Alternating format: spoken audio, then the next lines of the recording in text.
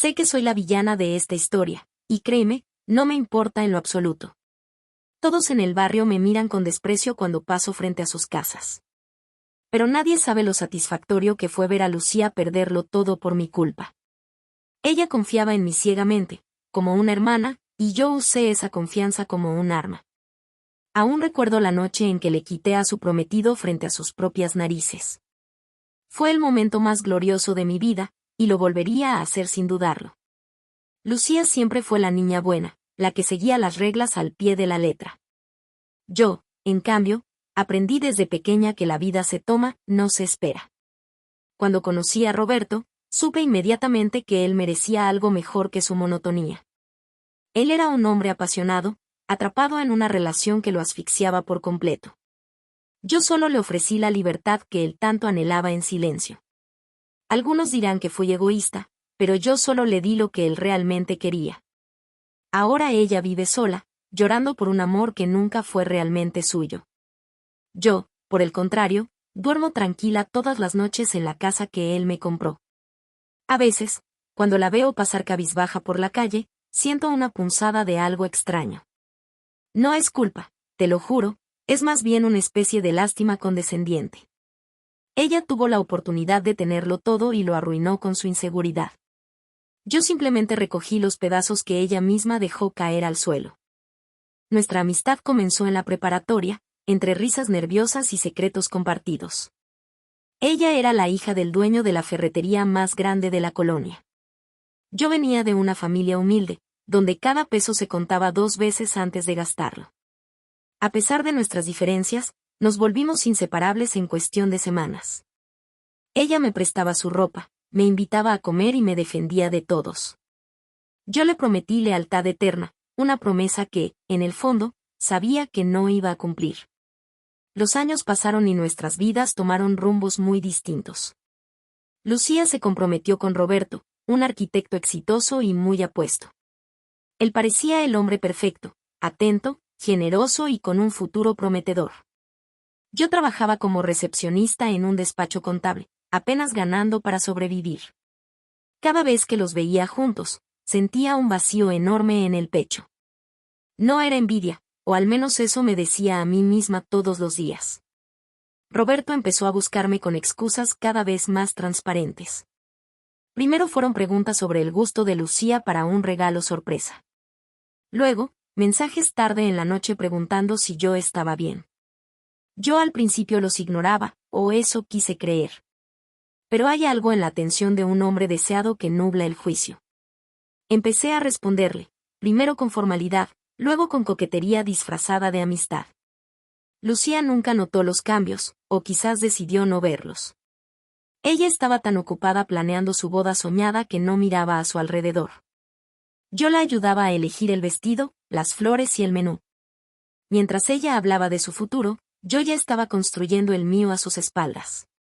Roberto y yo nos veíamos a escondidas en cafeterías lejos de nuestra zona.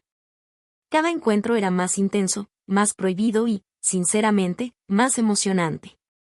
Recuerdo perfectamente el día que decidí que él sería mío, sin importar el costo.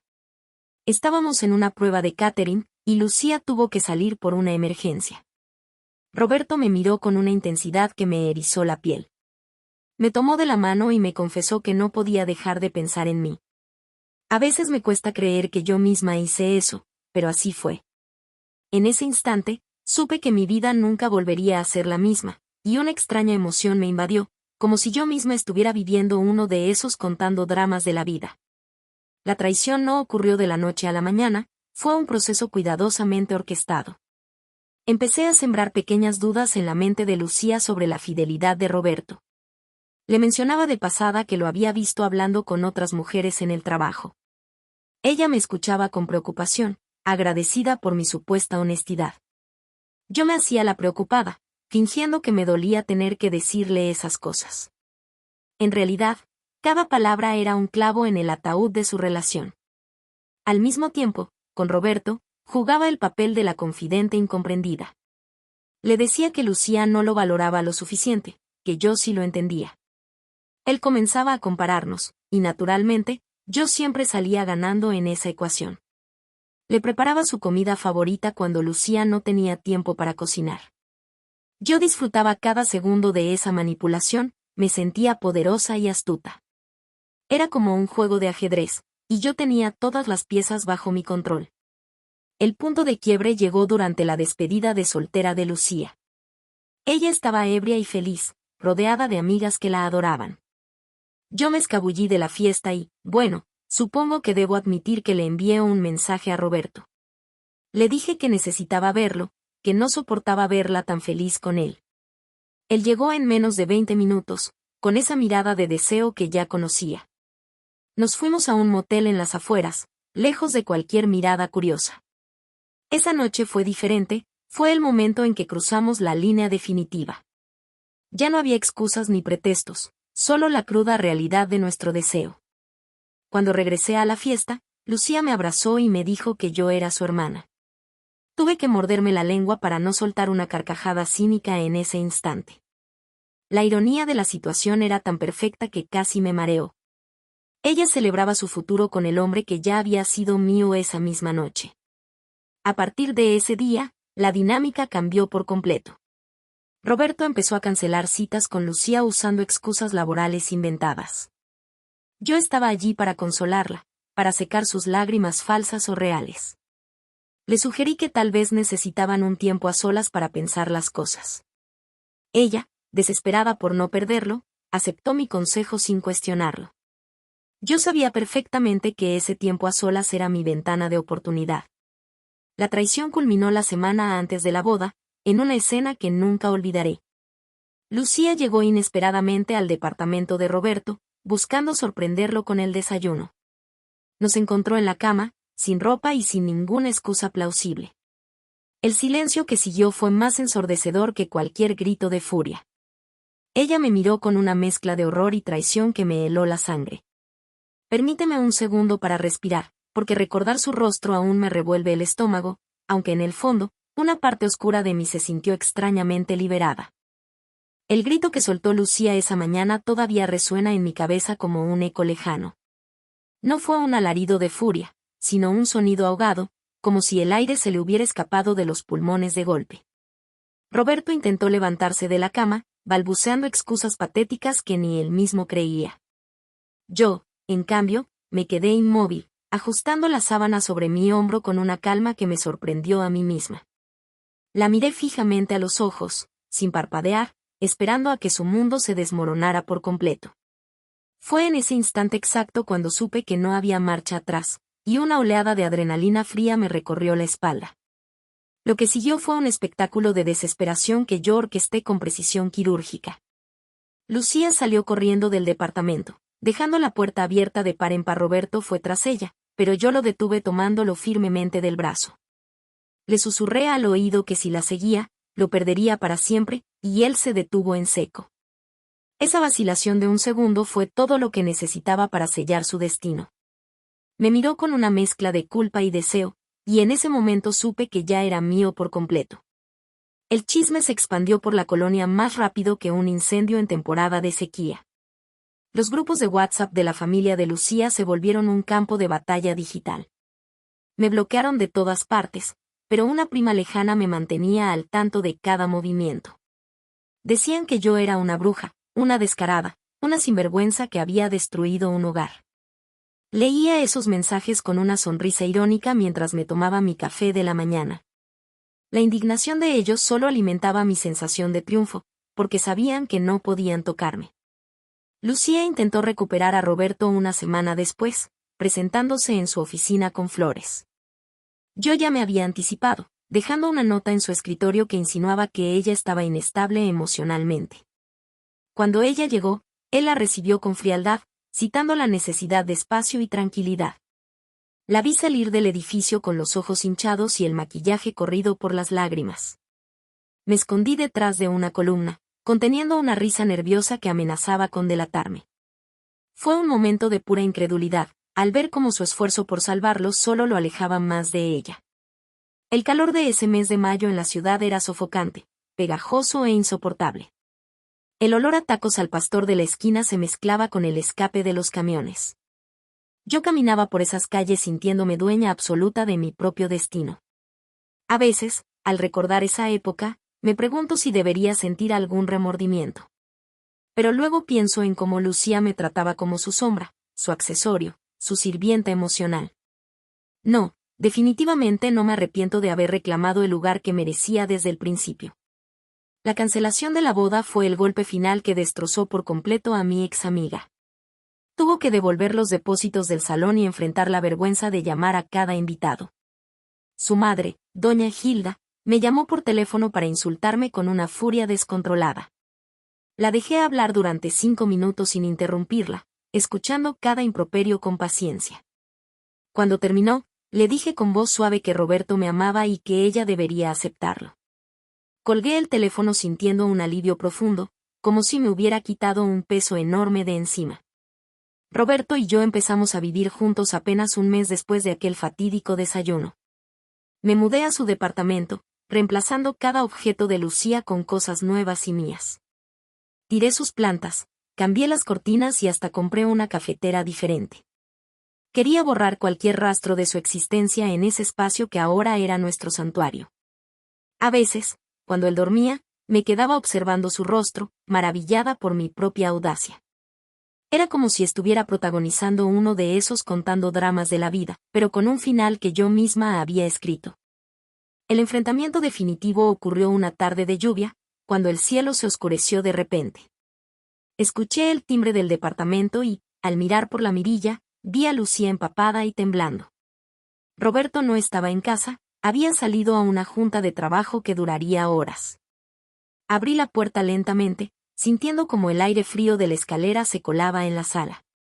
Ella me miró con unos ojos rojos, llenos de un dolor que parecía no tener fondo. Me pidió entrar, no como una enemiga, sino como un fantasma que busca paz. La dejé pasar, aunque cada instinto me gritaba que la echara a la calle inmediatamente. Se sentó en el mismo sofá donde Roberto y yo habíamos pasado nuestra primera noche juntos. El sonido de la lluvia golpeando el cristal de la ventana llenaba los silencios incómodos. Yo me quedé de pie, cruzada de brazos, observándola como un juez observa a un acosado. El olor a ropa mojada y a tristeza que emanaba de ella era casi palpable en el ambiente. Necesité tomar una respiración profunda para mantener mi fachada de frialdad inquebrantable. Lucía comenzó a hablar con una voz quebrada, apenas un susurro sobre el ruido del agua. Me confesó que había intentado odiarme, pero que solo sentía un vacío inmenso en su pecho. Me preguntó si yo alguna vez la había querido, o si todo fue una mentira desde el principio. Esa pregunta me tomó por sorpresa, obligándome a buscar una respuesta que no sonara cruel.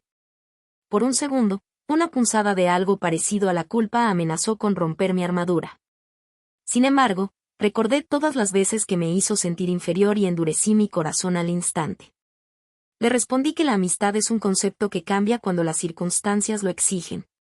Le expliqué que Roberto me eligió a mí porque yo le daba la paz que ella le negaba. Mis palabras cayeron sobre ella como gotas de ácido, quemando cualquier esperanza que le quedara. Ella bajó la cabeza, dejando que unas lágrimas silenciosas resbalaran por sus mejillas pálidas. No hubo gritos, ni platos rotos, ni escándalos dignos de una telenovela barata. Solo hubo una rendición total, una aceptación muda de que había perdido la guerra por completo. En ese momento, escuché la llave girando en la cerradura de la puerta principal. Roberto entró, sacudiendo su paraguas, y se detuvo en seco al ver la escena en la sala. Lucía se levantó de un salto, con una última chispa de esperanza iluminando su rostro.